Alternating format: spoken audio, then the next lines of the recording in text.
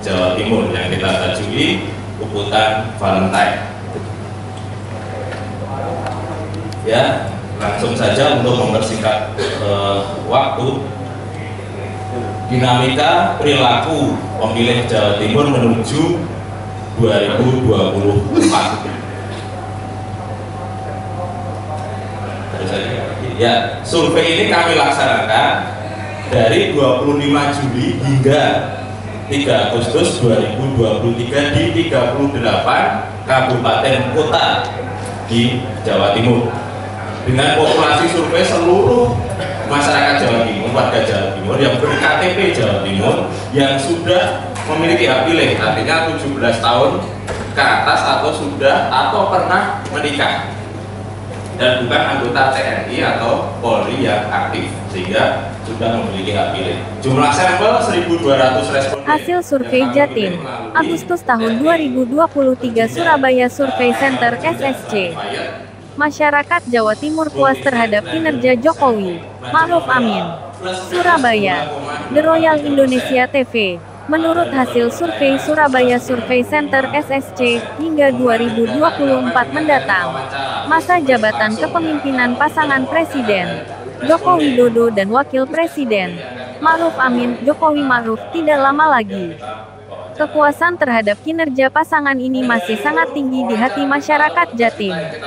Hasil riset yang dilakukan Surabaya Survei Center SSC menunjukkan sebanyak 80,9% masyarakat yang menjadi responden survei menyatakan puas terhadap kinerja Jokowi.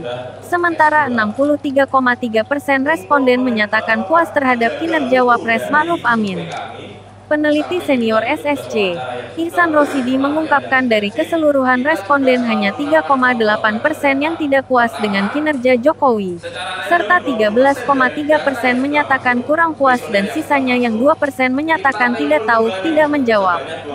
Sementara, responden yang kurang puas terhadap kinerja Ma'ruf menunjukkan angka 26,8% dan 7,5% dari mereka menyatakan tidak puas. Sisanya, 2,4% responden menyatakan tidak tahu, tidak menjawab. Angka ini stabil dan cenderung meningkat untuk kepuasan kinerja Jokowi Ma'ruf. Meski demikian, masyarakat lebih puas dengan kinerja Jokowi dibandingkan Ma'ruf. Hal ini tentu saja tidak dapat dipungkiri menjadi indikasi kuat dalam persepsi masyarakat Jatim bahwa Presiden Jokowi dianggap berhasil memimpin Indonesia selama hampir 2 periode masa kepemimpinannya, baik sebagai kepala negara maupun sebagai kepala pemerintahan, jelasnya. Lebih lanjut, Ihsan mengatakan fakta ini menunjukkan bahwa masyarakat masih mempercayai duet Jokowi Ma'ruf Amin sejauh ini. Terkait kepuasan kinerja, tingkat kepuasan masyarakat yang tinggi terhadap kinerja Presiden dan Wapres ini menunjukkan bahwa duet kepemimpinan nasional ini, dalam persepsi masyarakat, mampu menjalankan agenda dan menyelesaikan berbagai masalah pembangunan yang muncul serta masih dipercaya oleh masyarakat untuk memimpin Indonesia hingga purna masa tugas pada tahun 2024 mendatang, ujar Ihsan. Masyarakat Jatim puas terhadap kinerja pasangan Hovifah, Emil. Masyarakat Jatim sejauh ini masih merasa puas dengan kinerja pasangan Gubernur Hovifah Indar Parawansa dan Wakil Gubernur Emil Elestianto Dardak Hovifah, Emil. Hasil riset yang dilakukan Surabaya Survei Center SSC terhadap tingkat kepuasan warga Jatim pada kinerja Gubernur Hovifah dan wakilnya Emil menunjukkan angka yang signifikan, yakni sebanyak 74,2% masyarakat Jatim puas terhadap kinerja Hovifah, sementara kepuasan terhadap Wakil Gubernur Jatim sebanyak 74,6%. Direktur Riset SSC, Mo. Edi Marzuki menuturkan hanya 2% yang tidak puas dengan kinerja Hovifah, serta 20% menyatakan kurang puas dan sisanya yang 3,8% menyatakan tidak tahu, tidak menjawab. Sementara, yang kurang puas terhadap kinerja Emil Dardak menunjukkan angka 21,2% dan 1,5% dari mereka menyatakan tidak puas. Sisanya, 2,7% responden menyatakan tidak tahu, tidak menjawab. Dari hasil survei menunjukkan, kepuasan masyarakat terhadap kinerja gubernur dan wakil gubernur masih relatif tinggi. Ini menunjukkan bahwa pasangan ini dianggap masih mampu menyelesaikan masalah-masalah pembangunan yang dihadapi warga Jawa Timur. Masyarakat juga menganggap Kofifah Emil dapat melahirkan kebijakan yang menyentuh hati masyarakat secara langsung, jelasnya. Lebih lanjut, pria yang juga dosen di Universitas Yudarta Pasuruan ini mengatakan, terkait kepuasan kinerja, tentunya ini menjadi evaluasi bagi Kofifah Emil, dan perlu ada pembagian wilayah kerja antara gubernur dan wakil gubernur sehingga roda pemerintahan Jawa Timur berjalan optimal, ujar Edi. Berikut laporan wartawan Royal TV dari Surabaya, Cok Santoso. Banyak yang menjatuhkan pilihannya kepada partai PDIP 24,2%. Jadi anggapan bahwa Nahdien itu selalu memilih PKB, ternyata dalam riset kali ini tidak melulu benar. PDIP jawara elektabilitas partai politik di Jatim. Sebagai partai besar yang dalam satu dekade terakhir memenangi pemilihan umum pemilu, PDIP kini semakin memiliki amunisi yang kuat dan komplit dalam menyongsong pemilu 2024 mendatang. Pasalnya, dari hasil riset yang dilakukan oleh Surabaya Survey Center SSC, mengenai kecenderungan perilaku pemilih masyarakat Jawa Timur menjelang pemilu 2024, partai berlogo banteng bermoncong putih ini masih menjadi jawara secara elektabilitas di Jatim. Peneliti senior SSC, Ihsan Rosidi mengungkapkan, elektabilitas PDIP berada di posisi puncak dengan memperoleh angka sebesar 23,7%. Baru kemudian disusul oleh PKB dan Gerindra yang masing-masing mengantongi 19,8% dan 15,8% di urutan kedua dan ketiga, paparnya. Ihsan menambahkan selain tiga posisi teratas, partai lain pun mengikuti seperti Demokrat dan Golkar dengan perolehan masing-masing 8,7% dan 7,2%, Nasdem 3,8%, PKS 3,5%, PAN 3,2%, PPP 2,2%, Perindo dan PSI masing-masing 1,8% dan 1%. Lainnya, yakni PBB 0,3%, Hanura dan Umat yang keduanya sama-sama 0,2%. Sementara Partai Buruh, Gelora, PKN, dan Garuda Kompak memperoleh 0,1%, imbuh Ihsan. Lebih lanjut, Ihsan mengatakan, melambungnya elektabilitas PDIP menunjukkan bahwa seluruh elemen dari mesin partai PDIP telah bekerja secara optimal, dengan program-program partai yang langsung menyentuh persoalan real yang dihadapi masyarakat Jawa Timur, sehingga dari waktu ke waktu tingkat penerimaan masyarakat terhadap PDIP semakin tinggi, dan secara langsung juga mengatrol elektabilitas PDIP di Jatim, kata Ihsan.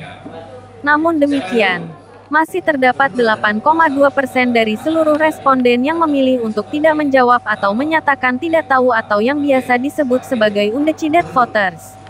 Undecided voters sebesar ini adalah peluang atau ceruk yang relatif besar yang masih dapat diperebutkan dan digarap oleh partai-partai lainnya.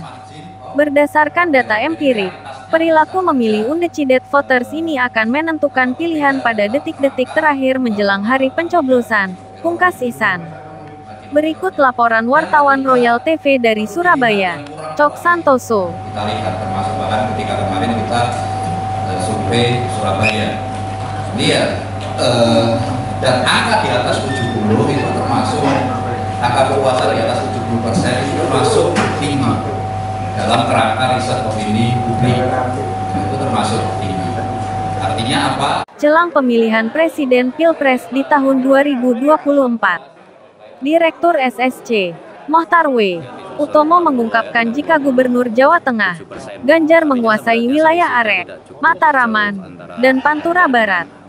Di wilayah Arek, Ganjar memperoleh 43,2%, sedangkan Prabowo 33,4% dan Anies 17,2% serta yang tidak menjawab atau tidak tahu 6,2%. Bila di wilayah Mataraman, Ganjar pun masih puncaki perolehan dengan 46,9%, diikuti Prabowo 30,6%, Anies 13,2%, dan yang tidak menjawab atau tidak tahu 13,3%. Lalu bagaimana bila di Pantura Barat? Ganjar kuat dengan memeroleh sebanyak 44,7%. Disusul Prabowo 37,3%. Anies 13,7%. Dan yang tidak menjawab atau tidak tahu 4,3%, urainya. Lebih lanjut, Mochtar memaparkan kekuatan Prabowo di wilayah subkultur Pandalungan dan Madura. Di Pandalungan, Prabowo memperoleh 41,9%, diikuti Ganjar dengan 38,3%, dan Anies 13,2%.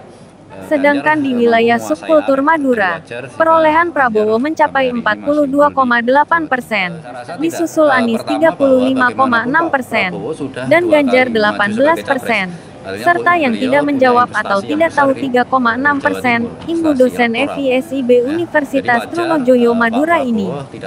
Melihat peta suara capres di wilayah subkultur yang ada di Jawa Timur ini, lanjut Mochtar, bukan hal yang mengherankan bila mengaca pada akhir-akhir ini Ganjar ketagihan untuk sambang di wilayah-wilayah subkultur yang memiliki simpul kuat bagi dirinya. Ganjar sadar betul, Jatim adalah penentu pemenangan dalam perhelatan Pilpres. Dan sudah barang tentu, Jatim adalah barometer politik nasional, pungkasnya. Berikut laporan wartawan Royal TV dari Surabaya, Cok Santoso.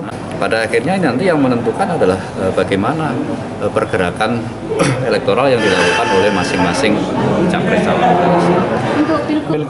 Sampai hari ini semua fokus masih ke Pilpres, masih ke pemilu legislatif di tahun Februari 2019, sementara Pilgub masih bulan November kan gitu. Jadi masih sangat cair. Meskipun sudah ada beberapa nama yang istilahnya menyatakan siap maju ya, seperti Anwar Sadat, seperti Ahmad Fauzi, ya, tapi belum terlihat ada dinamika yang dinamis ya dalam hal elektoral di putaran Pilgub Jatim 2024. Yang nama Khofifah, Risma, Emil masih cukup dominan, gitu ya, masih cukup dominan. Hanya catatannya adalah bahwa dalam beberapa kali survei yang kita lakukan itu elektabilitas Bu Khofifah itu belum atau tidak menyentuh angka 50. Ini kondisi yang tidak aman bagi incumbent. Ya. Ini kondisi yang tidak aman bagi incumbent. Apalagi Bu Khofifah kita kenal memiliki jaringan yang sangat kuat di Muslimat, hubungan yang sangat kuat di Nahdliyin. Maka angka 38 itu adalah angka yang menantang gitu ya. Harus ada penyikapan dari pihak Ibu Khofifah. Sementara dari sekian banyak calon yang relatif ada pergerakan, terlihat hanya Eri, yang lain Bu Risma cenderung turun kan, malah kemudian Emil ya stagnan angkanya di belasan. Eri yang terlihat ada pergerakan meskipun masih di bawah 2.